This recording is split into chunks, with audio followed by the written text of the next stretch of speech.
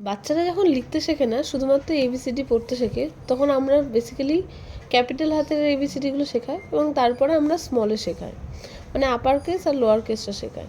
তো ক্যাপিটাল আর লোয়ার কেসের ক্ষেত্রে বাচ্চাদেরকে এই ধরনের একটা অ্যাক্টিভিটি বেস তৈরি করে দিতে পারেন, যেখানে বাচ্চারা ক্যাপিটালটা দেখবে এবং স্মলটাকে রাউন্ড করে দেবেন।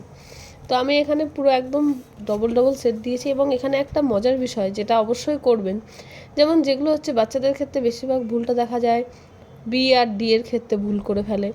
তো যখনই ডি লিখতে দেবেন না, তখন পাশাপাশি দুটোই দেবেন, বা বি যখনই লিখতে দেবেন তো পাশাপাশি বা এক লাইনে রাখার চেষ্টা করবেন, যাতে বাচ্চাদের একটা স্ট্রং ধারণা হয় বি আর ডি এর মধ্যে, বাচ্চারা খুব তাড়াতাড়ি ডিফারেন্সিয়েট করতে পারে। এই ক্ষেত্রে এই অ্যাক্টিভিটিটা মানে সম্পূর্ণভাবে সফল হবে এবং খুব সহজেই বাচ্চারা একদম ছোট থেকেই জেনে যাবে যে না, বড় হাতের এবং ছোট হাতের এবিসিডি কীভাবে আলাদা করা যায়। ভিডিওটা ভালো লাগলে লাইক আর চ্যানেলটাকে সাবস্ক্রাইব করতে একদম ভুলবেন না। তো ঝটপট চ্যানেলটাকে সাবস্ক্রাইব করে ফেলেন আর ভিডিওটাকে লাইক করুন এবং শেয়ার করতেও ভুলবেন না।